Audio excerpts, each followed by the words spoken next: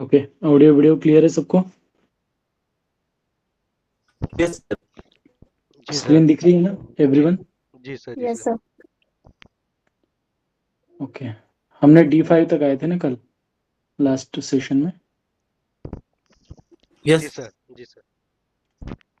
Okay, सो आज हम switch करेंगे D5 D6 के ऊपर।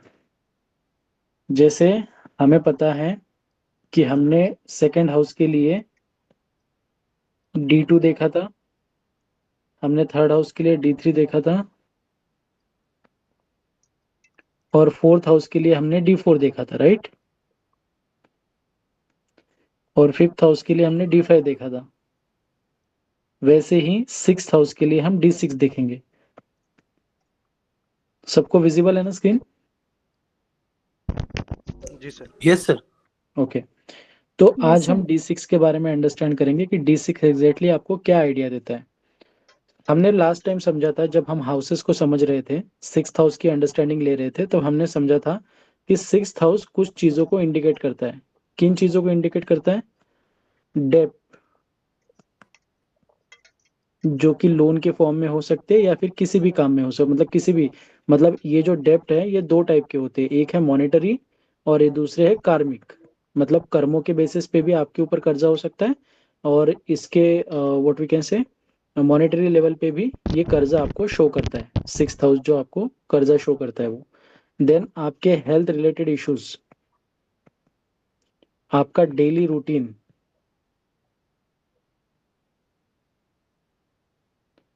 देन और क्या चीजें इंडिकेट करता है प्रोक्षित, समृद्ध? कंपटीशन में कंपटीशन जीत और? हार, कंपटीशन, करेक्ट, कंपटीशन और? एनिमीज, मामा मामी। एनिमीज। करेक्ट, इनेमिस भी करता है। आप इसे लिटिगेशन या कोर्ट केस भी बोल सकते हैं। ओके, तो बेसिकली यहाँ पे समझिए कुछ चीजों को, कि ये जो सिक्स्थ हाउस है जो इन सब चीजों को इंडिकेट करता है, उसमें से एग्जैक्टली D6 कौन सी चीजों के बारे में क्लियरिटी देता है, ये भी तो हमें पता होना चाहिए ना।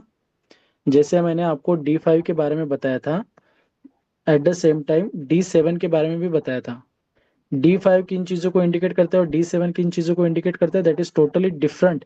बट ये दोनों चीजें किस हाउस से एसोसिएटेड है? फिफ्थ हाउस से, राइट? वैसे ही D6 जो है वो ऑब्वियसली सिक्स्थ हाउस के बारे में आपको आइडिया देता है, no doubt. But exactly sixth house में मल्टीपल चीजें हैं, समझ रहे हैं ना? लोन है, हेल्थ है, डेली रूटीन है, इनेमी है, कोर्ट केसेस है, लिटिगेशन है, कर्जा है, सब कुछ है। उसमें से एग्जैक्टली कौन सी चीजों को इंडिकेट करता है, राइट? ये सबसे प्राइमरी क्वेश्चन है। तो यहाँ पे समझिए कि ये सबसे मेजरली अगर किसी चीज को इंडिकेट करता है तो वो है हेल्थ।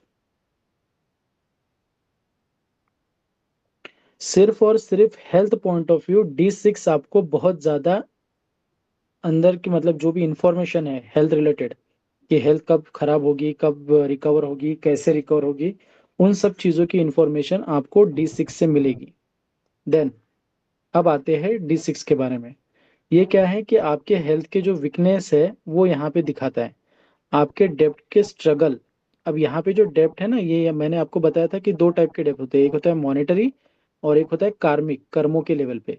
तो ये जो डेब्ट स्ट्रगल है ये बेसिकली कर्मों का स्ट्रगल बता रहा है।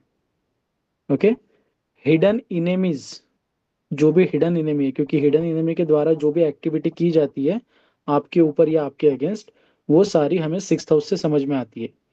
आपकी लाइफ में आने वाले क्राइसिस, अब ये जो क्राइसिस है किसी भी चीज की वजह से हो सकते हैं, ये आइदर आपके डेब्ट की वजह से हो सकते हैं या फिर आपकी हेल्थ की वजह से हो सकते हैं। बट मोरल ऑफ स्टोरी, जो भी क्राइसिस आ रहा है वो कहीं ना कहीं सिक्स्थ हाउस को, D6 को रिप्रेजेंट करता है, या फिर D6 से आप उसको देख सकते हैं। किसी भी पर्सन की ability to overcome out of that problem और चैलेंजेस, ये सबसे इंपॉर्टेंट है। जब भी आपके सामने ऐसा सवाल आएगा कि मुझे ऐसे हेल्थ इश्यूज XYZ ABC चल रहे हैं, क्या मैं इन हेल्थ इश्यूज से बाहर आ पाऊंगा या आ पाऊंगी, कुछ नहीं करना है, आंख बंद करके उसका D6 खोल दो। हेल्थ रिलेटेड जब भी प्रॉब्लम हो, सीधा सीधा उसका D6 खोलो और उसको स्टडी करो। यहाँ तक क्लियर है? जी सर। Yes sir. देन ये जो है ये आपके जो भी कार्मिक डेप्ट होंगे, जैसे उदाहरण के लिए मैं आपको अभी कार्मिक डेप्ट समझाता हूँ, ये थोड़ा सा डिटेल में होगा, बट मेरा आपसे रिक्वेस्ट है कि आप इसके साइड बाय साइड नोट्स भी बना के चलिए ताकि आपको उसमें भी क्लैरिटी आए। ओके, क्योंकि अभी मैं आपको प्लैनेट के द्वारा कौन से प्लैनेट का कर्म होने से कौन सी प्रॉब्लम होती है ये मैं आपको शॉर्ट में बता रहा हूँ, तो प्लीज इसकी नोट बना के रखिए। जैसे उदाहरण के लिए मान के चलिए XYZ मेल है, ABC फीमेल है। किसी मेल ने किसी फीमेल को लव एंड रिलेशनशिप में अटकाया और चीट कर दिया। मतलब इस मेल ने इस फीमेल को क्या किया, एक तरीके से चीट किया, उसका शोषण किया। Please try to understand this scenario. अब ये जो पुरुष है, पुरुष की कुंडली में फीमेल क्या रिप्रेजेंट करती है, वीनस। अब ये जो कर्मा इस व्यक्ति ने किया हुआ है, एज अ रिजल्ट, भले उसको उस टाइम पे पता चले ना चले, एज अ रिजल्ट इस व्यक्ति का जो वीनस है विल नॉट बिहेव वेल। अब वो अच्छे फंक्शन नहीं करेगा। और ये क्यों फंक्शन नहीं करेगा, क्योंकि इस व्यक्ति के ऊपर, इस मेल के ऊपर डेप्ट है। किस चीज का डेप्ट है, ये जो कार्मिक डेप्ट है, जो कर्मा इसने किया है ये।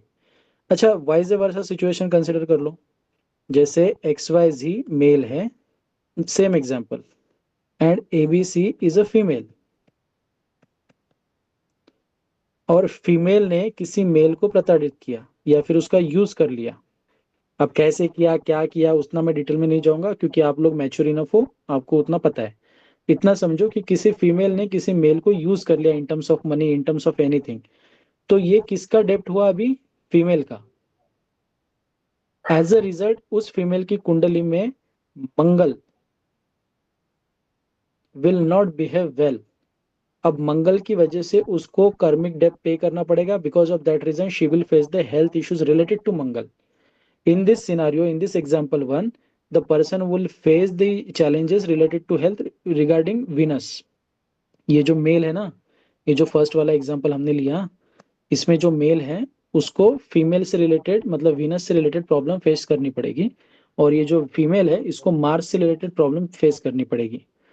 क्या, और ऐसे सिचुएशन में अगर इन इसमें से किसी भी व्यक्ति का, जैसे इस पहले एग्जांपल में इस मेल का शुक्र कहीं पे छठे घर में बैठा हुआ है।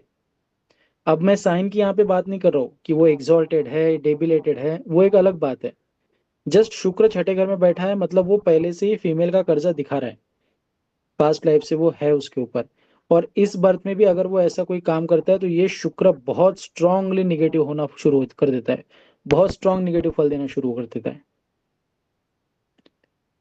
ऑन अदर हैंड, अगर मान के चलिए जो सेकंड एग्जांपल हमने डिस्कस किया, इसके अंदर किसी फीमेल ने किसी मेल को चीट किया है, किसी भी वे में, पैसों का यूज कर लिया, उसके इमोशंस का यूज कर लिया, उसका फिजिकल असॉल्ट कर लिया, कुछ भी कर लिया। तो अब ये फीमेल के 6th हाउस में अगर पहले से ही मंगल बैठा हुआ है, अब ये मंगल चाहे एग्जॉल्टेड ही क्यों ना हो, she will definitely face the problem related two diabetes, sugar, blood pressure का प्रॉब्लम इसको फेस करना ही होगा। ये तो मिनिमम बता रहा हूं मैं, ये धीरे धीरे चल के फिर आगे भी बढ़ सकता है depending upon the intensity of a karma that she has created. Okay, then अगर मान के चलिए ये दो एग्जांपल क्लियर है जिसके अंदर मैंने दो प्लैनेट आपको एक्सप्लेन करके बताए, and which are those two planet, Mangal and Shukra. मैं यहाँ पे लिख देता हूँ, Mars and Venus. Suppose XYZ person is there, ABC person is there, क्योंकि कर्मा हमेशा दो लोगों के बीच में होता है। Exchange of karma is always in between two और more than two people, right, but minimum दो पीपल तो लगते ही है ना। अब XYZ person irrespective of gender, male है फीमेल है, अब यहाँ पे XYZ पर्सन ने ABC पर्सन से सारा नॉलेज प्राप्त कर लिया और उस नॉलेज का मिसयूज करने लगा और XYZ को ही डिच कर दिया। मतलब XYZ जो है वो कहीं ना कहीं यहाँ पे गुरु है और ये स्टूडेंट है। जब स्टूडेंट ऐसा कोई नेगेटिव कर्मा क्रिएट करता है तो अपने गुरु के प्रति, तो उस स्टूडेंट का जुपिटर 75 रुपया है। फिर चाहे वो कितना भी अच्छी अवस्था में बैठा हो, वो निगेटिव फल देना शुरू करेगा। वाई? बिकॉज अब यहाँ पे इस जुपिटर का इस व्यक्ति के ऊपर कार्मिक डेप्थ चढ़ चुका है बिकॉज ऑफ कर्मा। ये समझ आ रहा है? जी सर। वाइज वर्जा सिचुएशन कंसिडर करो, किसी गुरु ने जो भी उनके स्टूडेंट है उनके साथ में, क्योंकि आजकल ऐसी फालतू की बहुत बहुत बहुत दिखती है, इसलिए मैं आपको ये समझा रहा हूँ, नहीं तो इसकी कोई जरूरत नहीं थी। क्योंकि बहुत से ऐसे मुझे वीडियोस दिखते हैं स्क्रॉल करते करते रील्स में या फिर शॉर्ट वीडियो में, कि जिसमें टीचर के साथ में कुछ है, मतलब फालतू की बातें दिखाई है। जब भी कोई टीचर अपनी स्टूडेंट के साथ में ऐसी फालतू चीजें करता है, क्योंकि क्या होता है ना, जो भी हमारे टीचर होते हैं, मेंटर होते हैं ना, वो हमारे 9th हाउस से बिलोंग करते हैं। और 9th हाउस जो होता है ना, वो आपके फादर का भी होता है। तो ये जो टीचर्स है या फिर जो बॉसेस है, ऑल दीज आर दी पिता तुल्य लोग। इवन दो आपके ऑफिस में बॉसेस भी, ये भी बहुत ट्रेंड चल रहा है आजकल, सुनने में आता है। ये दो चीजें तो बहुत सुनने में आती है। तो ये जो चीजें है, ये जो टीचर हो गया या फिर बॉस हो गया, ये पिता तुल्य होते हैं। और पिता तुल्य व्यक्ति के साथ में जब ऐसी कोई चीजें होती है या पिता तुल्य व्यक्ति कोई ऐसी चीजें करता है, तो उस व्यक्ति का जो सूर्य है, किसका? गुरु का जो सूर्य है, उस सूर्य का डिविलेशन क्लियर हो जाता है, या फिर एक तरीके से आप ये कह लो कि डेविलेशन कंफर्म हो जाता है। वो अब उसके ऊपर सूर्य का कर्जा चढ़ चुका है। सूर्य का ही नहीं चढ़ता, सूर्य के साथ साथ अगर ये फीमेल है और सेक्सुअल असॉल्ट किया है, तो सूर्य के साथ साथ मर्क्यूरी का भी उसके ऊपर कर्ज आता है। किसके ऊपर? जो कोई गुरु इस तरीके का एक्टिविटी कर रहा है। ये दोनों एग्जाम्पल समझ में आ गए? एक के अंदर जुपिटर जा रहा है, एक के अंदर सन जा रहा है, एक के अंदर मर्क्यूरी जा रहा है। मैंने एक एक एग्जाम्पल लेके कार्मिक सिचुएशन का आपको समझाया है। ये क्लियर है everyone? Yes yes sir. Sir. Okay. अब ये जो कर्जे होते हैं ना, ये सारे के सारे रिफ्लेक्ट होते हैं, क्योंकि मैंने आपको क्या बताया कि D6 क्या रिफ्लेक्ट करता है? D6 आपके कर्जे को रिफ्लेक्ट करता है, आपके कार्मिक डेब्ट को दिखाता है।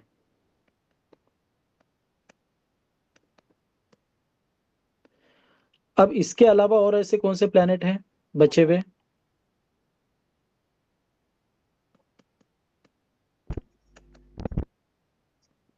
सपोज XYZ बेटा है और ABC पिता है या माता है, पेरेंट्स है। जब बेटा अपने पिता की, माता पिता की सेवा नहीं करता, सिंपल वे में उस बेटे का as a result Saturn negative way में खराब होता है। 6th हाउस में सैटर्न अब निगेटिव फंक्शन करेगा फॉर श्योर। अब आप कहेंगे कि सर उनका तो सैटर्न निगेटिव हाउस में है नहीं, बड़ा उच्च का है, मूल त्रिकोण राशि में बैठा है, एग्जॉल्टेड है, ये है, अलाना है, फलाना है, ढमका है। देखो भाई साहब, सबसे पहले तो ये समझो कि ये जो हमारी कुंडली है ना, ये हमारे कर्मों का हिसाब है। ये जो हम कर्म लेके आए हैं ना अपने साथ, ये उसका हिसाब है। और मैंने आपको बताया कि 70% जो कर्म आपने किया हुआ है वो आपको भुगतना ही है, अच्छा या बुरा। और 30% में आपको फ्री विल मिली है। अगर इस फ्री विल में ऐसा कोई भी कर्म आपसे हो जाता है रिलेटेड टू दिस प्लैनेट, तो डेफिनेटली आपने उस प्लैनेट से रिलेटेड निगेटिव कर्मा किया है, वो भले ही आपके चार्ट में शो हो ना हो, लेकिन उस केस में सैटर्न आपको 6th हाउस में निगेटिव रिजल्ट जैसा ही रिजल्ट देगा, क्योंकि वो कर्मा क्रिएट हुआ है। अच्छी बात यह है कि वो इसी बर्थ का कर्मा है, तो आप उसको नलीफाई कर सकते हो, बिकॉज अभी आपका बर्थ खत्म नहीं हुआ। पास्ट लाइफ का बर्थ खत्म हो चुका है, आपको पता भी नहीं थे आप कुत्ते थे, बिल्ली थे, इंसान थे, कहाँ थे, तमिलनाडु में थे, कर्नाटक में थे, इडली वड़ा खा रहे थे, या उधर छोले भटूरे खा रहे थे नॉर्थ इंडिया में, या किसी दूसरी कंट्री में थे। वो खत्म हो चुका है अभी। अब वो टाइम निकल चुका है कि उसका प्रायश्चित नहीं कर सकते आप, या फिर आप अभी प्रायश्चित कर सकते हो लेकिन उसको करेक्ट नहीं कर सकते। लेकिन इस बर्थ में जो भी चीजें हुई है निगेटिव वे में, उसको आप करेक्ट कर सकते हो। ओके। तो इस तरीके से जो कार्मिक डेब्ट बनते हैं हर प्लैनेट की वजह से, वो सारे के सारे हमें D6 में दिखने को मिलते हैं, क्योंकि D6 कहीं ना कहीं कर्मों का एक लेखा जोखा आपको शो करता है। और D6 में जो भी कार्मिक डेब्ट बनते हैं, इसका सीधा इंपैक्ट एक जगह पे आता है प्रोक्षित, कहाँ पे?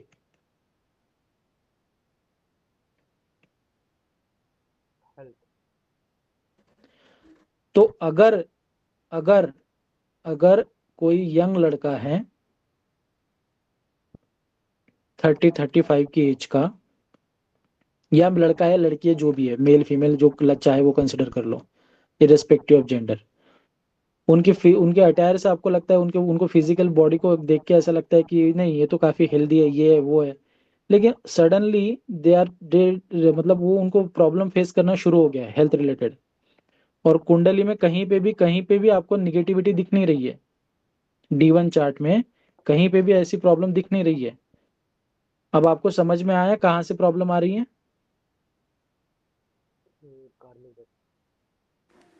उस केस में जी उस व्यक्ति को पूछना है भाई साहब प्रॉब्लम क्या हो रही है। अगर वो कहे, सपोज ये महिला है, सॉरी ये फीमेल है, महिला में एम नहीं निकलना है, फीमेल, तो सपोज ये फीमेल है और वो फीमेल कहती है कि उसको बीपी का, शुगर का ऑल ऑफ सडन बहुत ज़्यादा तकलीफ होने लगा है, because of that reason sugar जो है हाईली बढ़ जाती है या एकदम कम हो जाती है, सेम विद बीपी एकदम बढ़ जाता है या एकदम कम हो जाता है, जिसकी वजह से उसको प्रॉब्लम हो रही है। और चार्ट में मंगल अच्छी अवस्था में बैठा हुआ है D1 में, और D6 में भी वो अच्छी अवस्था में बैठा हुआ है, लेकिन फिर भी इन डिजीज से रिलेटेड प्रॉब्लम आ रही है, तुरंत समझ जाना कहाँ पे गड़बड़ हुई है। आपका बैक ऑफ द माइंड, दिमाग में बल्ब जल जाना चाहिए। तब उसको पूछना है कि देखो मैं आपकी मदद करने के लिए यहाँ पे हूँ, मुझे आप रियलिटी में बताइए, क्या पास्ट में किसी ऐसे इंसान को आपने निगेटिव वे में चीट किया था? एस और नो में आंसर दीजिए, उतना ही मेरे लिए मोर देन इनफ है। मैं आपको बता रहा हूँ जी, 99.999% जवाब यस ही आएगा। हजारों कुंडलियों पे लगा चुका हूं मैं ये। ओके, सर एक चीज ये मैं इसलिए पूछना बता रहा। हाँ जी, सॉरी, कोई कुछ बोला है क्या? हाँ सर एक पूछना सर, ये आपने इसमें हेल्थ को बताया तो मतलब हेल्थ ही में ही रहेगा ना, बाकी फाइनेंस या और किसी दूसरे सेक्टर में तो इसका उनका आ रहा कोई हूँ आ रहा हूँ आ रहा हूँ अच्छा आ रहा हूँ, ओके। होल्ड। पहले हेल्थ को तो समझ लीजिए पूरा। तो बताने का मतलब, यहाँ पे सबसे बड़ा प्रॉब्लम उसके हेल्थ में, सबसे मतलब इनिशियली वो जो कर्मा है उसकी वजह से हेल्थ पे दिखना शुरू होता है।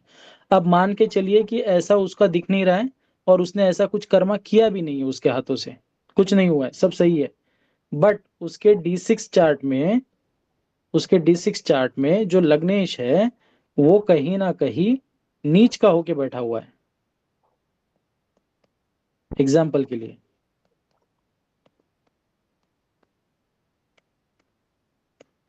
मैंने आपको क्या बताया था डिविजनल चार्ट की 7 स्टेप में, कि जो भी डिविजनल चार्ट का लग्नेश होता है उस लग्नेश को पकड़ो, उसकी प्लेसमेंट को अंडरस्टैंड करो। कैसा है ये? डेबिलेटेड है, कहाँ पे बैठा है? 11th हाउस में। 11th हाउस किस चीज का है? अंकल का, एल्डर ब्रदर का, एल्डर ब्रदर के रिलेटिव, ये दो रिलेशन यहाँ से पता चलते हैं। और कौन से रिलेशन पता चलते हैं? अगर दादा है तो उसके लिए जो पोता बना है, जो पोता आया है, पोता मतलब ये पोता इंडिकेट करता है ग्रैंडसन को, जिसे आप ग्रैंडसन कहते हैं, राइट। और किस चीज को इंडिकेट करता है? आपके घर में जो और कौन से रिलेशन को इंडिकेट करता है? आपकी बहू को इंडिकेट करता है, राइट। अब किसी व्यक्ति के जीवन में अगर वो अपने मतलब एज को भी देखना है ऑब्वियसली, अगर उसने अपने अंकल को प्रताड़ित किया है, किसी तरीके से चीट किया है, बड़े भाई को चीट किया है, अपने ग्रैंडसन को किया है या बहू को किया है, ऑब्वियसली 100% उसको गुरु से रिलेटेड प्रॉब्लम होगी होगी। और कहाँ से प्रॉब्लम, क्या प्रॉब्लम होगी इस केस में? जुपिटर की वजह से कौन सा हेल्थ इशू आता है?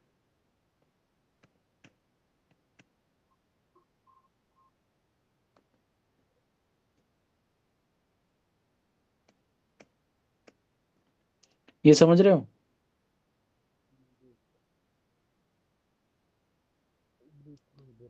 और ब्रीदिंग की चैलेंजेस आने के बहुत सारे रीजन है। जैसे मोटापा बढ़ गया, पहले तो मोटापा ही बढ़ेगा जुपिटर के केस में, तुरंत बढ़ जाएगा धपा धप एकदम,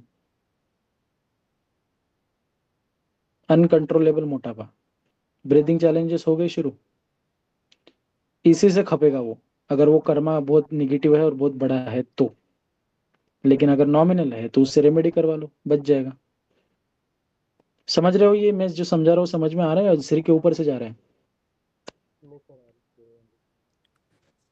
समझ रहा हाँ, हूँ।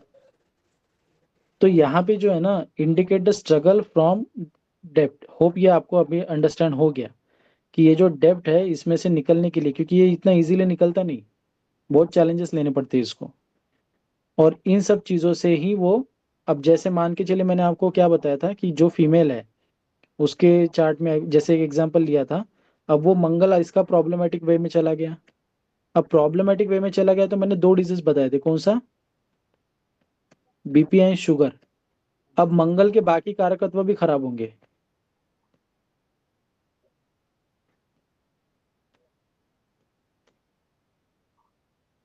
अब जैसे वीनस की हम बात करें, मान के चलो वीनस को किसी कोई व्यक्ति खराब करता है, तो वीनस की वजह से क्या होता है, किसी मेल की कुंडली में सेल्फ एस्टीम होने लगती है। उसको सेल्फ एस्टीम उसकी पूरी, उसको लगता है मतलब डाउट होता है सेल्फ एस्टीम उसकी, मतलब क्या मैं ये कर पाऊंगा या नहीं, क्या मुझ में इतनी क्षमता है या नहीं, ऐसी self esteem properly problem create करती है। और धीरे धीरे उसकी जो लग्जरी है वो कम होती है। ये समझ आ रहा है? जी जी नीतीश जी, आपके सवाल का आंसर जी दिया। सर। जी सर। मतलब मार्स की वजह से जो चीजें है या वीनस की वजह से जो चीजें है, जो जिस चीज का कारक माना जाता है, जैसे शुक्र लग्जरी को माना जाता है या फेम को, एक तरीके से सेल्फ एस्टीम को माना जाता है, शुक्र का अच्छा होना, जीवनी शक्ति है ये। अगर शुक्र का कर्जा है तो शुक्र जिन चीजों का कारक है वो चीज भी कम हो जाएगी। मंगल जो है वो पुरुषार्थ का कारक है। ये लोन इश्यूज, फाइनेंशियल इश्यूज, कर्जा जो है ना, वो मंगल की वजह से चढ़ता है। कोई भी व्यक्ति अगर कर्जे में है तो समझ जाना मंगल कहीं ना कहीं प्रॉब्लम में है। आपके सामने हमारे जो मतलब अंबानी परिवार है, हमारा नहीं, हमारे सामने जो एग्जाम्पल है अंबानी परिवार का, उसमें एक भाई अच्छा खासा कर रहे हैं, मुकेश जी, और एक है अनिल भाई, जो बहुत मतलब किस तरीके से जा रहे हैं आपको भी पता है। आप अनिल अंबानी की कुंडली ओपन करो, you will find this placement. जी वो व्यक्ति कितना कर्जे में है वो आपको गूगल पे मिल जाएगा। खैर, बताने का मतलब हमें इस तरीके से अंडरस्टैंड करना है। होप इतना आपको क्लियर है। आगे बढ़ते हैं। आपकी immune system strength and recovery potential. अगर ये व्यक्ति इस तरीके का कर्मा कंटिन्यू करता ही चला जाए, जैसे वो जो मेल था XYZ और वो फीमेल है ABC, इसने इसको प्रताड़ित किया फीमेल को, ऑब्वियसली इसका वीनस खराब हो गया, इसने इसको छोड़ दिया, हो गया इसका केस क्लोज। ये जो है ना, ये यहाँ पे नहीं सुधरा, इसने PYQ पकड़ लिया, ये भी फीमेल के साथ में ऐसे ही किया, ये भी इसका एक और ऐड ऑन हो गया, एक तीसरी पकड़ ली कोई तो भी, जो भी है, अगेन यही है। मतलब क्या हो रहा है, अब ये कर्मा क्या हो रहा है, ऐड ऑन होते चला जा रहा है। एज अ रिजल्ट, जी मर्जी जितना चाहे ये व्यक्ति अपनी लग्जरी को मेंटेन नहीं कर पाएगा, अपनी सेल्फ एस्टीम को नहीं बचा पाएगा। इसीलिए कहते हैं कि जो व्यक्ति, जिसको इस तरीके की चीजों का नशा चढ़ जाता है या फिर जो शौक चढ़ जाता है ना, वो व्यक्ति बर्बाद होता है। बर्बाद इसलिए हो रहा है क्योंकि उसका जो सेल्फ एस्टीम है वो धीरे धीरे धीरे धीरे करके डाउन जा रहा है, और धीरे धीरे करते अगर ये कर्मा नहीं रुका, इस चैन को नहीं रोका गया, इसका प्रायश्चित नहीं किया गया, इस कर्मा से उसको नहीं निकाला गया, तो ये खत्म कर देगा इस व्यक्ति को। And it is not applicable for in this example only, क्योंकि बहुत सारे लोग हैं, ऐसा लगता है लड़कियों को, फीमेल को, कि हम कुछ भी करें कोई फर्क नहीं पड़ता। नहीं जी, फर्क पड़ रहा है, सब ऊपर वाला लिख रहा है, आपका काउंट हो रहा है, आप क्या कर रहे हो क्या नहीं करो सब दिख रहा है। ऐसे कर्जे में आके अटकोगे ना, अगर कोई लड़का है अपनी कोर्स में या फिर कहीं पे भी आपके कांटेक्ट में, और उसको किसी फीमेल ने बहुत अच्छे तरीके से प्रताड़ित किया है, इस फीमेल ने, ये मेल है, ये फीमेल है, और इस फीमेल ने इसको काफी यूज किया हुआ है और वो निकल गई है ये झांसा देके कि मैं कोर्ट केस करूंगी या फिर मैं इस तरीके का आपके अगेंस्ट एक्शन लूंगी, उसको बोलो तो आप शांत रह जाओ। ये जो मेल है ना, इसको बोलो शांत रहो, क्योंकि इसका कर्मा इसने कर लिया है, और इस तरीके की चीजें वो इसके हाथों से और भी होगी, और जब होगी तब जीवन में हेवी डेप्ट के अंदर ये अटक जाएगी। और ये जो डेप्ट होगा ना, ये दोनों टाइप का होगा, कार्मिक भी और मॉनेटरी भी। एक एक रुपए के लिए इस व्यक्ति की हालत खराब हो जाएगी, स्ट्रगल होगी लाइफ में। बट इतना है भाई साहब कि आपको वेट करना पड़ेगा। आप, ये नहीं होता कि मैं चाहता हूँ कि इसी टाइम पे हो तो इसी टाइम पे हो जाए। ठीक है, आप कुछ नहीं हो, जब सही समय होना है तभी होना है। ओके देन, अच्छा ये मैंने आपको बता दिया कि ये प्रॉब्लम शो करता है। भाई सिर्फ प्रॉब्लम ही शो करता है क्या? प्रॉब्लम के अलावा उसमें से रिकवरी कैसी होगी वो भी तो शो करता है। फॉर एग्जाम्पल, अगर मान के चलिए किसी के 6th हाउस में, D6 की बात कर रहा हूं मैं, लग्न में मान के चलिए ये प्लैनेट जो है ये उच्च का बैठा हुआ है, या फिर कुछ अच्छी अवस्था में बैठा हुआ है, या विपरीत राजयोग में बैठा हुआ है। जैसे यहाँ फॉर एग्जाम्पल में आप कंसिडर करो तुला लग्न। ओके, तुला लग्न का लग्नेश है, शुक्र बन गया, 12वें घर में चला गया। यहाँ पे वो नीच का हो गया, नो डाउट, लेकिन स्थान वाइज शुक्र को बल मिल गया। स्थान वाइज शुक्र का 12वां घर ही अच्छा है, 12वां घर ही शुक्र के लिए माना जाता है।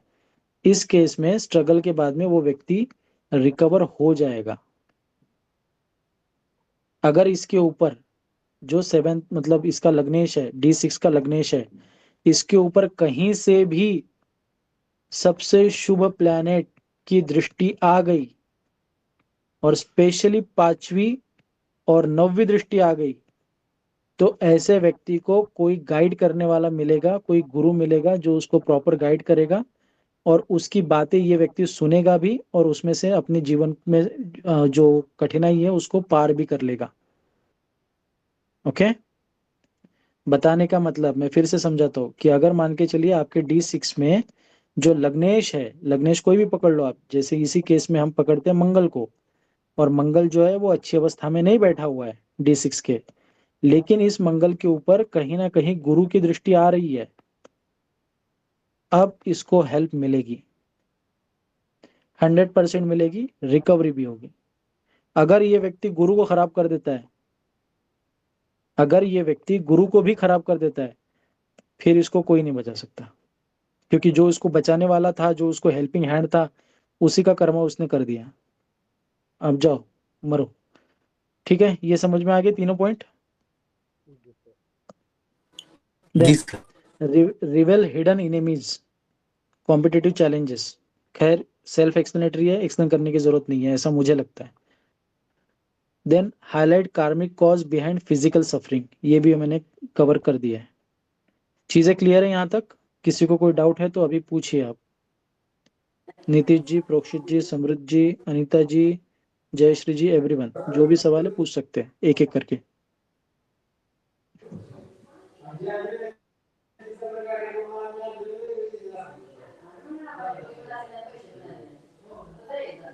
कोई सवाल नहीं है किसी को? नहीं सर, क्लियर है। आगे बढ़े। जी सर। D6 के बाद में आते हैं D7। क्या है D7? सुना हुआ लग रहा है D7? जी सर।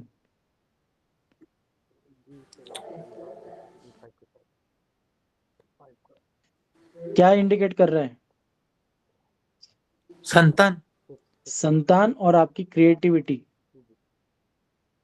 अब संतान और अपनी क्रिएटिविटी, आपकी क्रिएटिविटी बहुत एक दूसरे से इंटरलिंक्ड है भाई साहब, बहुत अच्छे से समझो अभी। जब भी पंचम स्थान से रिलेटेड कोई नेगेटिव कर्म आप करते हो, जैसे पंचम स्थान जो है वो आपकी क्रिएटिविटी को इंडिकेट करता है।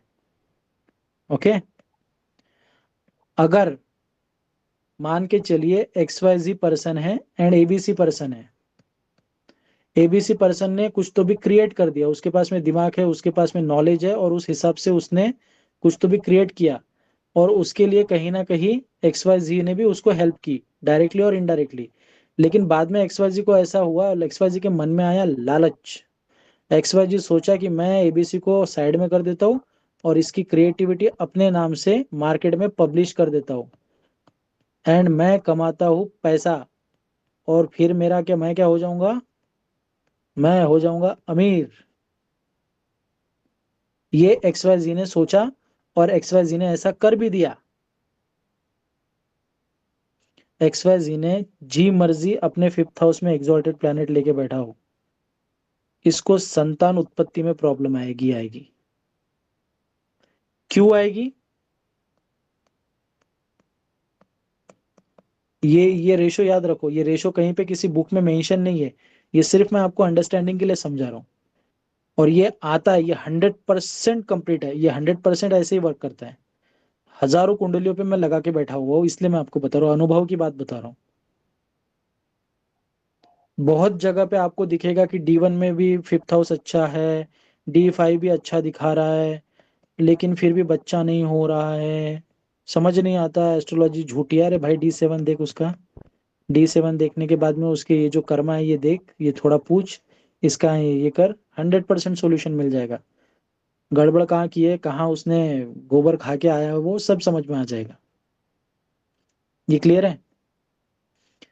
बताने का मतलब, जब भी आप किसी भी व्यक्ति की क्रिएटिविटी को इस तरीके से हैम्पर करते हो तो प्रॉब्लम होता है। अब दूसरी एक और बात है, बहुत सारे लोग होते हैं हमारे कॉलेज के, मेरे कॉलेज के डेज के मुझे याद है, बहुत सारे लोग क्या करते थे ना, कोई भी मूवी अगर रिलीज होती है, मूवी रिलीज होने के बाद में वो थिएटर में लगती है, क्योंकि उन्हें पैसा कमाना होता है, ऑब्वियसली वो थिएटर में रिलीज करेंगे ना। थिएटर, मल्टीप्लेक्स जो भी होता है, वहां पे रिलीज होती है। अब वहां पे रिलीज होने का, वो वहां पे जाके वो पैसा पे नहीं करना उनको, उनको लेनी है पायरेटेड कॉपी। वो पायरेटेड कॉपी लेते थे और वो उसको फुल इसमें देख लेते थे, आराम से कंप्लीट कर देते थे मूवी। हमने देखी, हमने देखी, हमने देखी, और जो पैसा दे के देख के आए उसके लिए वो कुछ तो भी नेगेटिव कमेंट करते थे और खुद वो अपने आप को ग्लोरीफाई करते थे। ये क्या किया है यहाँ पे इन्होंने, क्या कर्म बनाया इनका? किसी ऐसे व्यक्ति की क्रिएटिविटी जिसने वो बनाई, भले ही वो कैसा भी व्यक्ति हो, अच्छा हो, बुरा हो, कुछ भी हो, लेकिन ये उसकी क्रिएटिविटी थी मूवी। यहाँ पे उसकी मेहनत लगी है, पैसा लगा है, उसके क्रिएटिविटी को कहीं ना कहीं आपने फ्री में उसका उपभोग किया है। एज अ रिजल्ट कहाँ प्रॉब्लम आएगी? फिफ्थ हाउस किस चीज को दिखाता है?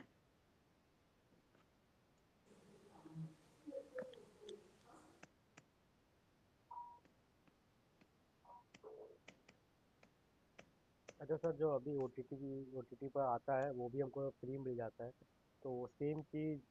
आपकी आवाज नहीं आ रही जी, आप आवाज ठीक करो।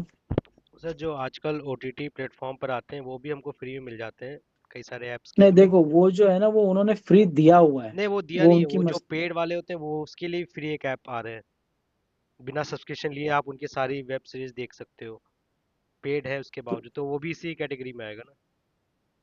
मैंने देखा नहीं है तो मुझे उस पर कमेंट नहीं करूंगा मैं, बट यहाँ पे लॉजिक सिर्फ एक है कि अगर आपने किसी एक XYZ चीज को डेवलप किया है और ये आपकी क्रिएटिविटी है, और आप चाहते हो कि आपकी इसके एवज में पैसे मिले, हम्म, और आपकी इस क्रिएटिविटी को कोई चुरा के देख रहा है, तो आप कल्प्रिट हो।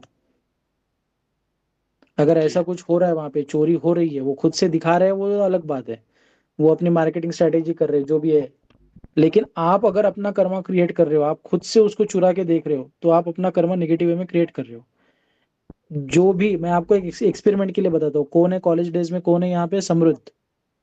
समृद्ध, आप है ना, यस अपने सर। कोई ऐसे 4-5 दोस्तों को पकड़ो। आपके लिए मैं एक्सपेरिमेंट बता रहा हूँ, 1 2 3 4, ऐसे कोई 4-5 लोग आप अपने पकड़ो, दोस्त। ओके? और उन ऐसे दोस्त पकड़ो कि जो ऐसी गलतियां करते हैं, जो जिनको पायरेटेड कॉपी देखनी है या फिर किसी का देखा हुआ चुरा के लिखना है, और इनकी लव लाइफ को एनालाइज करो, हर एक के। Just observe their love life, किसी को बोलना कुछ नहीं है, ठीक है? जस्ट ऑब्जर्व, दूर से ऑब्जर्व करो, आपको सब चीजें समझ में आ जाएगी। ओके? बताने का मतलब, यहाँ पे जो D7 चार्ट होता है वो आपके चिल्ड्रन एंड क्रिएटिविटी से बहुत ज्यादा इंटरलिंक्ड है। इसी वजह से जहां कहीं पे भी आप किसी के क्रिएटिविटी को प्रॉब्लम दोगे, इम्पैक्ट चिल्ड्रन पे आएगा। आप किसी के बच्चों को प्रॉब्लम दोगे, आपकी क्रिएटिविटी पे प्रॉब्लम आएगा। ये भी समझिए, जैसे किसी का बच्चा है, छोटा बच्चा, उसको आप पीट रहे हो, मार रहे हो, टॉर्चर कर रहे हो, या उसके लिए कुछ भी गलत बोले जा रहे हो कंटिन्यूअसली, और इंटेंशनली आप उसको डिफेम करने की कोशिश कर रहे हो, आपकी ऑफिस की जो अथॉरिटी है, वहां पे चैलेंज आएंगे। हम कहते हैं ना कि कर्म का फल भुगतना ही होता है, बस व्यक्ति को ये नहीं पता होता कि कौन से कर्म का फल कहाँ भुगतना है। उसको लगता है कि मैंने किसी को बेटे को मारा है तो मेरे भी बेटे को कोई मारेगा। होती है ना ऐसी सोच? अरे यस और नो? जी जी जी मैंने सर। किसी के पैसे चुराए मतलब मेरे कोई पैसे चुराएगा, ऐसे ही सोच होती है ना? ऐसा नहीं है। जी कौन सा कर्मा कहाँ पे निकलेगा ये नियति डिसाइड करेगी। छोटा सा बच्चा जन्म लेता है, बच्चा जन्म लेते ही उसके हार्ट में छेद आता है। उसने तो कुछ किया नहीं यार, उसको अकल भी नहीं है। क्यों क्यों हो रहा है ये इसके साथ में ऐसा? आपको आंसर मिल गया? जी सर, कर्म। पास्ट लाइफ का कर्म है इस केस में, बच्चे के केस में। देन अगर आप किसी के बच्चों को तकलीफ देते हो तो आपके ऑथोरिटी में प्रॉब्लम आती है। तो क्या नीतीश जी मैं ये बोल सकता हूँ कि अगर मैं बच्चों को अच्छे से टेक केयर करूँ, किसी का भी हो,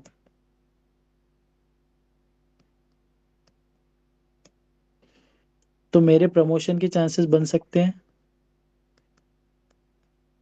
क्योंकि जी ये सर। कर्मा है, ये जो है ना, ये कर्मा क्रिएट हो रहा है। आपकी जब भी आप किसी बच्चों को कुछ भी ऐसा अच्छा सा करोगे, आपकी क्रिएटिविटी में आपको उछाल दिखेगा। नॉट नेसेसरी प्रमोशन में, याद रखिए यहाँ पे। क्योंकि कुछ लोग बोलेंगे कि बच्चों को खिला देंगे तो प्रमोशन हो जाएगा, चलो यही करते हैं। अरे भाई बुद्धिजीवी लोग, समझो थोड़ा। ऑथोरिटी आपको अगर मिल पानी है, उसके लिए आपको अपने आप को साबित करना होगा। आप अपनी क्रिएटिविटी के ऊपर काम करो। आपकी क्रिएटिविटी में आपको कोई ना कोई प्लस पॉइंट दिखेगा, कोई ना कोई एड ऑन दिखेगा, जिसके ऊपर, जिसके बेसिस पे आपको प्रमोशन मिल सकता है, depending upon 10th house also. But yes, ये योग बनते हैं। ओके। तो हमें ये पता होना चाहिए कि कौन सा कर्म कहाँ पे काम करता है। जैसे मैंने आपको बताया कि आजकल वो कुछ इसमें दिखाया जाता है ना कि टीचर, जो टीचर है, गुरु है या बॉस है, बॉस के साथ में अफेयर, ये तो चीजें मतलब मैं आए दिन बहुत बार मैंने सुनी है। ये जो फालतू की चीजें है ना, ये कहाँ से आ रही है? और ये चीज जो है, इस चीज को करने से प्रॉब्लम क्या आने वाली है? होप ये आपको समझ में आ गया, राइट? इस जी तरीके से इसको अंडरस्टैंड करना है। Then second point, child birth potential and fertility strength. अगर पास्ट लाइफ से ही वो इस तरीके से लेके आया हुआ है कि ऑलरेडी ऐसा नेगेटिव कर्म हो चुका है, तो ऑब्वियसली D7 में लग्नेश ही अफ्लिक्टेड मिलेगा, राहु केतु के साथ मिलेगा। ओके। तो फर्टिलिटी स्ट्रेंथ जो है, दोनों के लिए, मेल और फीमेल के लिए प्रॉब्लमेटिक होगी। क्या हमें IVF से बच्चा होगा? हम IVF के लिए ट्राई करें? चुपचाप से दोनों का निकालो ये D7 चार्ट और कंपेयर करो। समझ गए? जी सर। जी sir. Then happiness and challenges related to children, obviously. Then bond and emotional connection with children, अभी it is everything about a children only, D7। तो बहुत सारे लोगों का, क्योंकि आज की डेट में, मतलब मेरा ऐसा ऑब्जर्वेशन है कि जो Tier 2 की सिटी है वहां पे भी IVF के सेंटर्स ओपन हुए हैं। और इसको इतना प्रमोट किया जा रहा है, इतना प्रमोट किया जा रहा है। और लोगों की लाइफस्टाइल भी वैसे है, बोलना क्या करे, उनको भी दिक्कतें हो रही है। बट हाँ, ये जो इस चीज को जो प्रमोट किया जा रहा है, अब ये क्वेश्चन नॉर्मल सा आएगा आपके पास कि IVF सक्सेसफुल होगा या नहीं होगा। Analyse there D7। D1 के बेसिस पे मत जाओ प्लीज, भगवान के लिए। क्योंकि 7 स्टेप में मैंने आपको क्या बताया कि D1 अगर हाँ कह रहा है और डिविजनल चार्ट ना कर रहा है, तो ये डिनायल है, ये स्ट्रांग ना है। डिविजनल चार्ट अगर आपका हाँ कह रहा है और D1 ना कह रहा है, तो डिमोटिवेट मत होइए, क्योंकि इसमें डिले है, लेकिन ये हो जाएगा। और दोनों चार्ट अगर सही बता रहा है तो फिर वो व्यक्ति आपके पास आएगा ही क्यों, उसका वैसे ही हो जाएगा। लेकिन कुछ लोग ऐसे होते हैं जो हताश, निराश, परेशान हो जाते हैं।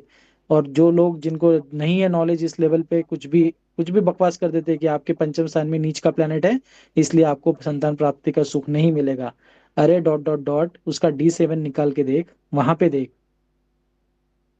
पंचम स्थान में नीच का प्लेनेट है, इसका मतलब हो सकता है कि उसको ग्रास्पिंग पावर में प्रॉब्लम हो, उसको ब्रेन रिलेटेड कुछ हेल्थ इशू आगे चल के आ जाए, या फिर और भी कहीं किसी एरिया में उसका पूर्व संचित पुण्य वहां पे अटका पड़ा है, ये चीजें भी हो सकती है। नॉट नेसेसरी कि उसका बच्चों का ही रिलेटेड प्रॉब्लम है। अब ये बच्चों के रिलेटेड कोई भी कमेंट करने से पहले प्लीज एनालाइज देयर D7। अगर D7 आपको ग्रीन सिग्नल दे रहा है और D1 आपको नहीं दे रहा है, भाई साहब डिनायल है, सॉरी डिले है, डिनायल नहीं है। चीजें लेट होगी लेकिन होगी। ओके। जी सर। तो इस तरीके से इसको समझना है, अंडरस्टैंड करना है, सामने वाले को बताना है, ठीक है। और अपने लिए भी जरूरत पड़े तो इस तरीके से ही देखना है। और जो गलत चीज़ है वो नहीं करनी है, क्योंकि ये D6 एंड D7 ये बहुत इंपॉर्टेंट फैक्टर है व्यक्ति के जीवन में। हेल्थ अगर है तो सब कुछ है, और बच्चे अगर है तो आपको जीने की चाह मिलेगी, आपको जीवन जीवन जीवन जीने को गति मिलेगी, आपके जीवन को गति मिलेगी। क्योंकि अभी भले ही आपको बच्चों का इंपॉर्टेंस पता चले ना चले, लेकिन जब एक टाइम गुजर जाता है तो बच्चों का इंपॉर्टेंस पता चलता है। ओके, एनीवे, ठीक है, D7 क्लियर है, इसमें किसी को कोई डाउट है प्लीज आस्क। सर अब पायरेटेड मूवी देखना बंद। अच्छा, अच्छी बात है। और समृद्ध नीतीश जी का हो गया। प्रोक्षित, समृद्ध, प्रोक्षित, कोई डाउट है? अनीता जी कोई डाउट है? जयश्री? क्लियर है सर। नहीं सर। मुझे डाउट है कि D7 चार्ट से स्पाउस का भी देखा जाता है क्या? स्पाउस यहाँ का पे तो कुछ है फर्टिलिटी नहीं स्ट्रेंथ वैसे। देखा जाता है जी। फर्टिलिटी स्ट्रेंथ जो होता है ना, जैसे मान के ओके। चलिए मेल है, और मेल का चार्ट आपके पास में है कौन सा वाला? D7। तो ये जो D7 है ना, ये आपको इस व्यक्ति का फर्टिलिटी बताएगा, उसके स्पाउस का नहीं बताएगा। उसके स्पाउस का फर्टिलिटी का स्ट्रेंथ अगर आपको देखना है तो उसके स्पाउस का, अगर फीमेल, उसकी स्पाउस है फीमेल, तो उसके स्पाउस का आपको D7 देखना होगा। ओके। अरे ओके है। क्वेश्चन सर कि मेरा जीवन साथी कैसा होगा? जीवन साथी कैसा होगा, तो इसमें भी ये देख सकते हैं क्या? हाँ, जीवन साथी कैसा होगा ये बहुत बड़ा क्वेश्चन, मतलब इस क्वेश्चन का जो आंसर है ना वो थोड़ा सा ज्यादा डिटेल में आएगा। बट हाँ, जीवन साथी संतान के मामले में कैसा रहेगा उस एरिया में अगर आपको देखना है तो आप D5 एंड D7 देख सकते हो, स्पेशली D7।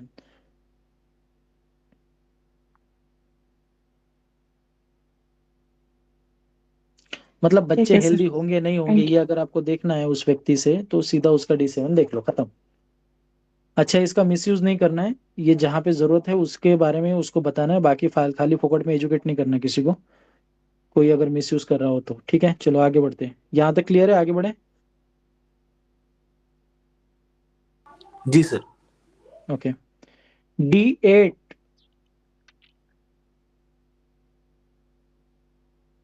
D8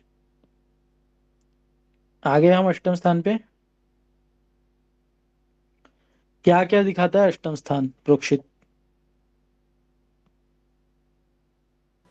रिसर्च, आयु, और सीक्रेट, ज्ञान। In laws. बहुत बढ़िया। और अनिता जी आप बताइए। पता नहीं, थोड़ा थोड़ा भी समझ में आ रहा है आपको? अगर थोड़ा थोड़ा भी आ रहा है ना तो बहुत है, आ जाएगा धीरे धीरे, आप टोटली न्यू हो इसलिए आपके साथ ऐसा है। और किन चीजों को इंडिकेट करता है?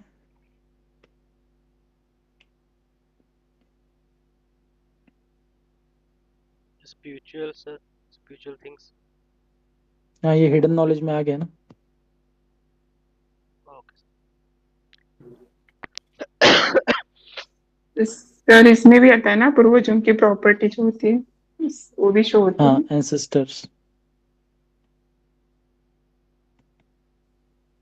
लॉस ऑफ संतान भी होते हैं सर।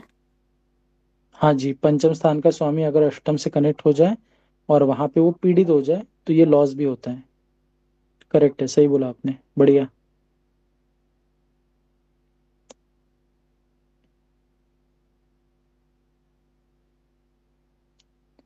अष्टम स्थान से रिलेटेड अगर सबसे इंपॉर्टेंट बात हमें कोई ध्यान में रखनी है, एक कीवर्ड इसमें क्या आएगा?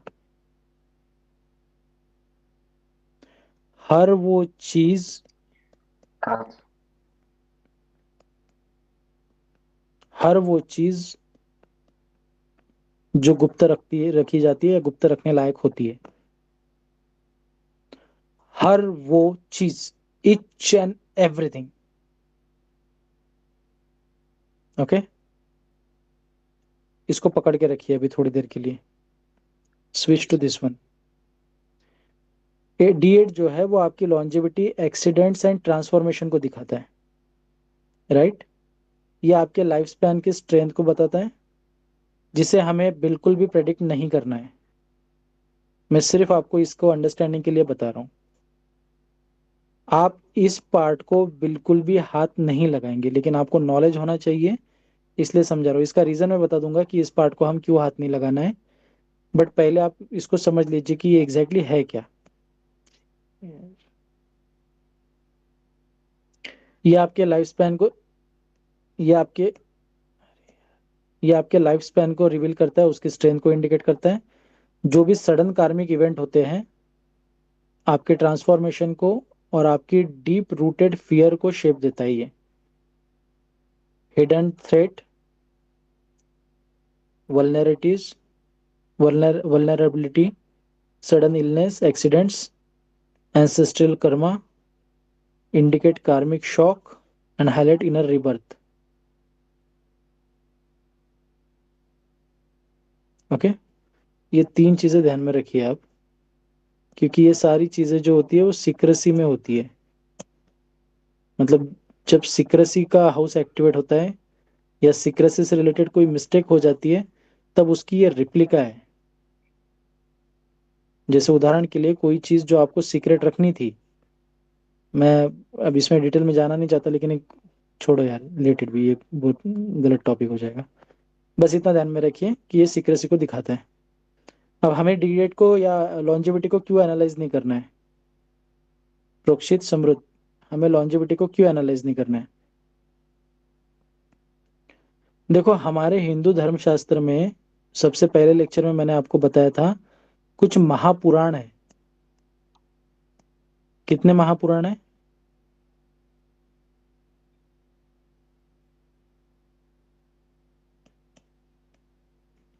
और इन महापुराणों के अंदर आयु को बढ़ाने की विधि बताई गई है। अगर कोई गलती से इसको फॉलो कर रहा होगा तो इसका लेखा जोखा उसके इस चार्ट में नहीं आएगा। और अगर कोई व्यक्ति हमारा जो एक स्क्रिप्चर है, जिसे क्या कहते हैं,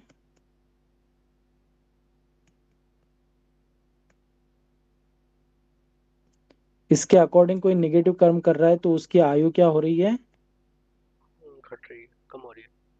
क्षीण हो रही है। ओके, जिसका हिसाब किताब यहां नहीं दिखता, इसलिए इस चीज के ऊपर कमेंट नहीं करेंगे। बट हाँ, इंसान को अपने कर्म पता होते हैं। आप समझ गए होंगे मैं क्या बोलना चाहता हूं। तो आप अपनी आयु कैलकुलेट कर सकते हो, जिसका फॉर्मूला मैं नहीं बताऊंगा, बट हाँ आप इतना समझ लो कि इस D8 से जो चीजें हैं वो आपको इतनी समझ में आती है। ठीक है, इतना क्लियर है? जी सर। किसी को कोई डाउट है इसमें? जी सर। सर खुद का तो हम कर सकते हैं ना सर, चेक? कर सकते हैं, लेकिन कैसे होता है ना कि जब तक आपको ये पता ना चले कि सामने वाला उस चीज को जान के, मतलब देखो क्या होता है ना, कि जैसे मान के चलो, उदाहरण के लिए समझो नीतीश जी, कि आपका कोई XYZ दोस्त है, ओके, और आपको पता चल गया, आपके पास एक दिव्य दृष्टि आ गई, आपको पता चल गया कि वो 6 महीने के बाद में, समझ रहे हो ना, जी जी अब आपने उसको बता दिया, वो टेंशन में ही 6 महीने पहले ही मर जाएगा। जी जी। हाँ समझ रहे हो? जी सर। इस वजह से हमें कोई अधिकार नहीं है भाई साहब, हमारा काम है, हमारा कर्तव्य है लोगों को परेशानियों से निकालना। क्यों किसी को परेशानी देना ना। जी सर। हाँ, लेकिन अगर कोई बेड पे बैठा हुआ है, बेड पे है मतलब जैसे कोई हॉस्पिटलाइज है, एडमिटेड है, और उसकी हालत बहुत ही खराब हो रही है और उसको वो मृत्यु की इच्छा रख रहा है, उस केस में यस, बाकी केस में इसकी जरूरत नहीं है, और ऐसी केसेस बहुत रेयर आती है आज के जमाने में। ओके, जी सर। तो इन चीजों का हाथ ही नहीं लगाना, बस हाँ नॉलेज के लिए बता दिया कि ये चीज ऐसी होती है। ओके, ठीक है। अब कुछ चीजें मैं आपको जो बताने जा रहा हूँ वो आप नोट कर लीजिए। मैंने आपको बताया था कर्मों के बारे में, जब हम D6 पढ़ रहे थे, उसको मैं थोड़ा डिटेल में बता रहा हूँ। जब भी आप अपने जीवन में अपने पितरों से रिलेटेड अपने यंगर सिबलिंग से रिलेटेड,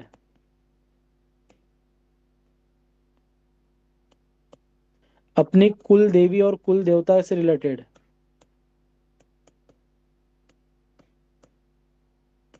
इसका नोट्स बना लेना प्लीज। जब आप इस इन सब चीज, एक दो तीन, इन तीन चीजों में से कहीं पे भी निगेटिव कर्मा क्रिएट करते हो, पितर का मतलब होता है कि जो आपकी इस दुनिया में नहीं है, लेकिन अगर है दुनिया में तो you can say the parents. अगर कोई व्यक्ति अपने पेरेंट्स का डिसरिस्पेक्ट करता है तो वो अपना मंगल खराब कर रहा है। अगर वो छोटे भाई की प्रॉपर्टी को हड़प कर रहा है, वो अपना मंगल खराब कर रहा है। अगर कुल देवी कुल देवता की घर में पूजा नहीं हो रही, उनका अपमान हो रहा है, वो अपना मंगल खराब कर रहा है। ओके, ऐसे व्यक्ति को ब्लड रिलेटेड प्रॉब्लम आएगी ही आएगी लॉन्ग टर्म में, लॉन्ग रन में। शुरुआत कहां से होगी?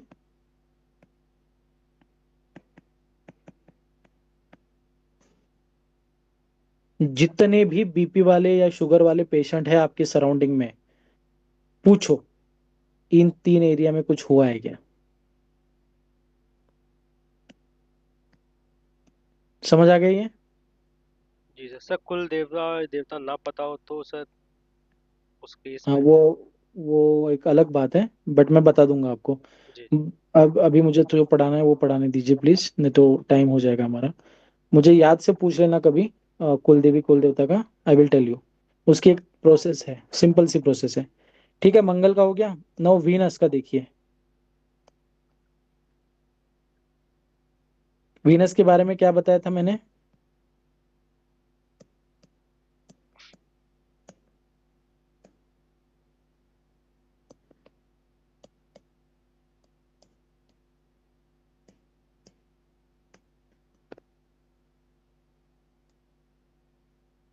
ये चीजें बताई थी कि इस तरीके के इसके रिप्लिका आते हैं।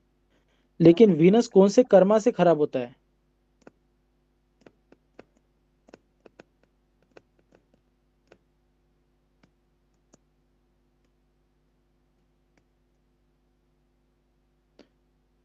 डिसरिस्पेक्टिंग बोलो या फिर शोषण भी बोल सकते हैं आप। डिसरिस्पेक्ट मतलब कुछ लोग होते हैं ना ग्रुप में बैठे हुए, कि फीमेल दिखी नहीं तो उसके ऊपर निगेटिव कमेंट करेंगे। देखो यार, वो फीमेल भली प्रोस्टिट्यूट हो, वो जो मर्जी हो, वो उसका कर्म है, वो जैसा करेगी वैसा भुगतेगी। आप अपना कर्म खराब मत करो, किसी के ऊपर नेगेटिव कमेंट मत करो, किसी फीमेल के ऊपर स्पेसिफिकली। रिस्पेक्ट वुमन, मातृत्व की और फीमेल्स की रिस्पेक्ट करिए, वो आपका अपना कर्म है। वो फीमेल जो भी है, जैसी भी है, जो जो उसका कर्म होगा वो भुगतेगी, क्योंकि ये नियति का नियम है, जो जैसा करेगा भुगतेगा। आप अपना कर्म अच्छा रखो। आपके सामने प्रोस्टिट्यूट भी आ जाए, उसको हाथ जोड़ो, और जो भी आपकी अपनी शादी जिस व्यक्ति से हुई है, उसको छोड़ के हर स्त्री को अपनी माता समान देखो। ये वीनस को अच्छा रखने के लिए जरूरी है, पर स्त्री माता समान, इन शॉर्ट। सेकंड, जो भी आपके जीवन में अ, विधवा या विडो लोग होते हैं ना, स्पेलिंग को मत जाना मेरे प्लीज, आप समझ जाओ मैं क्या कहना चाह रहा हूँ। तो जो भी विडो होती है, उन विडो के लिए भी आपको कुछ ना कुछ करना जरूरी होता है। मान के चलिए, अगर आपसे किसी विडो का अपमान हो जाता है, ओके, अगर आपसे किसी विडो का अपमान हो जाता है, या फिर आपको आप कुछ मतलब किसी विडो के साथ में गलत संबंध बना के आप उसका डिसएडवांटेज लेने का सोच रहे हो, तो प्लीज आप यहाँ पे अलर्ट हो जाइए, क्योंकि आप सीधा सीधा अपना मतलब 5% के फायदे के लिए आप अपना 500% का नुकसान कर रहे हो। ये समझ आ रही है जो बातें मैं बता रहा हूँ? जी सर। और ये जी सर। वीनस को ठीक रखना जरूरी है। फीमेल के लिए नहीं है क्या सारे के चीजें, मेल के लिए नहीं। नहीं, हमारा जो मतलब जो इंडियन रूल है, जिसके अंदर मेल चाहे कुछ भी करे उसको, मतलब फीमेल चाहे कुछ भी करे उसको कोई दंड नहीं है, उसको कोई पनिशमेंट नहीं है। सारी जो है वो चीजें मेल के ऊपर ही है। इतना मैं टॉक्सिक नहीं हूँ। जो है, जो शास्त्रों में है उसी के बेसिस पे बता रहा हूँ कि जी नहीं, अगर फीमेल भी अगर कुछ निगेटिव कर्म करती है तो वो भी भुगतेगी। जैसे अगर कोई फीमेल किसी मेल को प्रॉब्लम देती है, तो डेफिनेटली वो एक एक रुपए के लिए तरसेगी आने वाले जीवन में, and it is for sure ये कर्जे की वजह से होगा।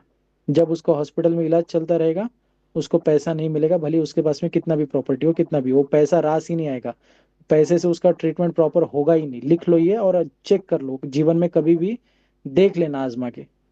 खैर, मंगल हो गया, शुक्र हो गया, जुपिटर। जुपिटर किस वजह से खराब होता है, कौन से कर्म की वजह से खराब होता है? Disrespect of Guru, disrespect of disrespect of bosses, और आपके टीचर्स भी, या फिर आपके वेल विशर्स भी, या आपके मेंटर्स भी। ओके, सब इसी में आगे। जो आपका भला चाहते हैं और आपका भला चाहते हैं और अपने अनुभव में से आपको कुछ देना चाहते हैं, वो आपके गुरु के प्लेस पे है। ऐसे लोगों का सम्मान होना चाहिए। और कौन सी चीज है, कौन सी ऐसी चीज है जिसकी वजह से गुरु बहुत ज्यादा खत्म होते हैं, खराब होता है? आपकी जो भी रिस्पॉन्सिबिलिटीज है, क्योंकि जब मैंने आपको जुपिटर पढ़ाया था तो जुपिटर के पढ़ाते टाइम पे मैंने एक वर्ड इसके लिए यूज किया था। क्या वर्ड था प्रोक्षित? वो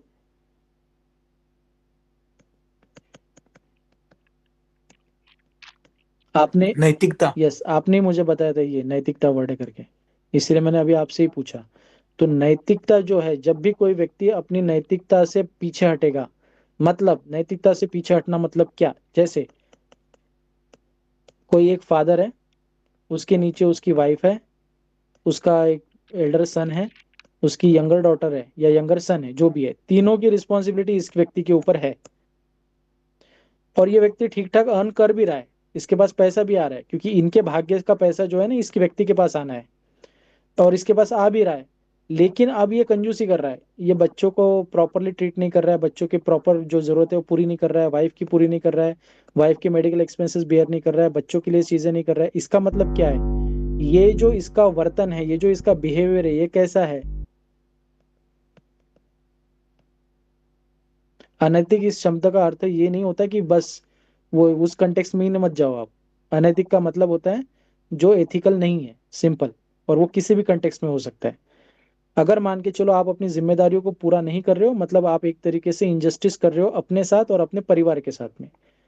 और आपने जब किसी के साथ में शादी की है, पानी ग्रहण किया है, उसके बाद में उस व्यक्ति का भरण पोषण करने की जिम्मेदारी आपकी है। अगर आप पीड़ित हो, आप शोषित हो, आपसे नहीं हो पा रहा है, आपके हेल्थ इश्यूज है, that is a different story. लेकिन यहाँ पे मैंने क्या कहा कि इसके पास में सब कुछ है लेकिन फिर भी ये नहीं कर रहा है, तो भाई साहब ये व्यक्ति अब दोषी है। अब ये दोषी है, इसका सीधा सीधा इम्पैक्ट इसके जुपिटर पे पड़ेगा। जिस किसी के कुंडली में जुपिटर डेबिलेटेड मिलता है, चाहे मेल हो या फीमेल हो, उसकी नैतिकता में प्रॉब्लम है। मैं ठोक बजा के ये बात बोल रहा हूं, चैलेंज करो मेरे को, चल जाएगा। मैं बता रहा हूं, किसी की भी कुंडली ओपन करो जिसकी कुंडली में जुपिटर नीच का है, उसने अपनी पास्ट लाइफ में अपनी फैमिली की रिस्पॉन्सिबिलिटीज या फिर कोई नैतिक रिस्पॉन्सिबिलिटीज पूरी नहीं की है। एंड वो उसको जुपिटर डेबिलेटेड अभी उसी घर में मिलेगा जहां पे उसने ये किया है। उदाहरण के लिए किसी को 7वें घर में मिल गया डेबिलेटेड जुपिटर, पत्नी के प्रति जब तक वो अपनी इस बर्थ में अच्छी ड्यूटियां कर रहा है तब तक उसको निगेटिव प्रॉब्लम नहीं आएगा। जिस दिन वो अपनी पत्नी को लेके निगेटिव चीजें करेगा, उसका वो 7वें घर का जुपिटर इंपैक्ट करेगा। ऐसे व्यक्ति को अपना कैरेक्टर बहुत अच्छे से मेंटेन करना है। अगर ये नहीं करेगा, बर्बाद हो जाएगा। ठीक है? जिस किसी व्यक्ति का जुपिटर डेबिलेटेड होता है फीमेल की केस में, उसको इन लॉज का सुख नहीं मिलता, उसको सिचुएशन डिवोर्स तक जाती है, चाहे 7th हाउस कितना ही बली क्यों ना हो, वो हमेशा आपको परेशानी दिखेगी। ये लगा के देखिए सारी चीजें जो मैं बता रहा हूँ, ठीक है ना? ये सिर्फ सुनने के लिए नहीं है। ओके, इतना क्लियर है? जी सर। जी सर। मार्स हो गया, वीनस हो गया, जुपिटर हो गया, अब क्या बचा है? Saturn, Sun and Mercury. So Saturn को देखो, सैटर्न किस वजह से खराब होता है? अगर आपके घर में कोई बूढ़ा व्यक्ति है और उस बूढ़े व्यक्ति की आप सेवा कर रहे हो, लेकिन मन मार के कर रहे हो, आपका मन ही नहीं है उसकी सेवा करने का, लेकिन आप उसकी सेवा बस किए जा रहे हो क्योंकि आपको प्रॉपर्टी का लालच है या फिर इसका है उसका, जो भी है, या लालच नहीं भी है, बस आप करे जा रहे हो लेकिन आपका उसमें मन नहीं है, तब भी सैटर्न खराब होता है। ये ध्यान में रखो आप। जो भी व्यक्ति जिसको सैटर्न नीच का मिलता है मेष राशि में, ऐसा व्यक्ति बूढ़े लोगों से भागता है। ओके,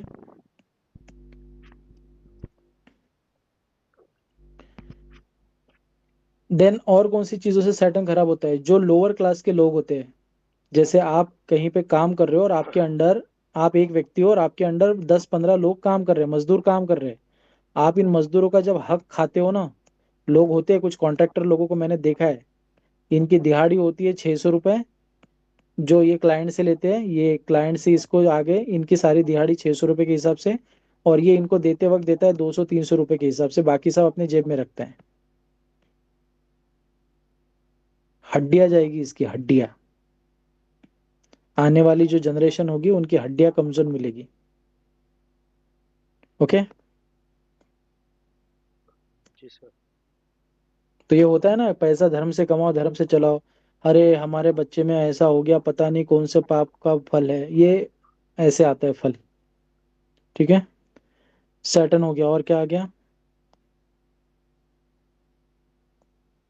तो सन और मर्क्यूरी को आपको पता है, सन और मर्क्यूरी का मैंने बता दिया था आपको।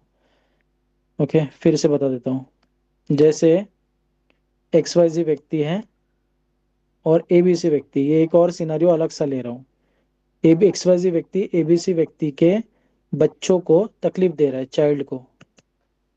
कुछ लोग ऐसे मैंने देखे, कुछ केसेस मैंने ऐसे न्यूज आर्टिकल में पढ़े क्राइम में, कि छोटे बच्चों के साथ में गलत व्यवहार करने वाले लोग होते हैं। राइट, सन एंड मर्क्यूरी का कर्जा सीधा सीधा चला रहे हैं वो। और दुनिया में किसी भी प्लेनेट से पंगा ले लेना, सूर्य से मत लेना भाई साहब।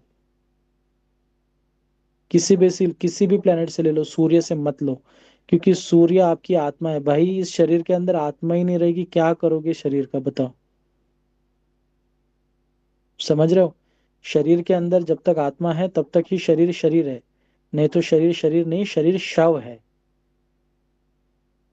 जब तक शरीर के अंदर आत्मा है तब तक ही शरीर शिव है, आत्मा के बिना शरीर शव है। सिंपल है, जितना समझ पाओ समझ लो। ठीक है, जी तो ये सर। चीजें थी। इसमें किसी को कोई डाउट है तो प्लीज पूछिए, नहीं तो we will continue by tomorrow.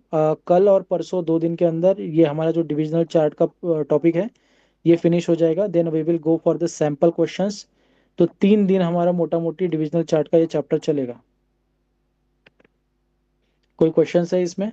मुझे पाराशरी जी का भी आपको दिखाना है, पाराशरी जी के क्या थॉट्स है, वो भी आपके संस्कृत श्लोक आपको पढ़वाने हैं और वो याद करवाने हैं। तो वो सब अगले 3 लेक्चर्स में हो जाएगा।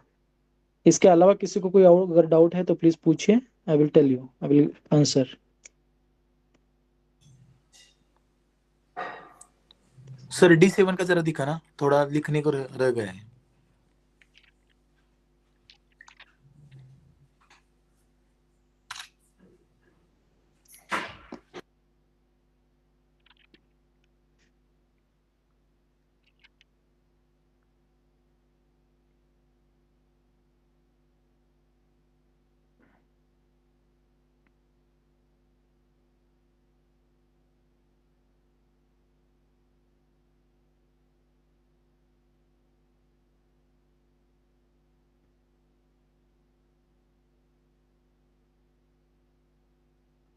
ओके,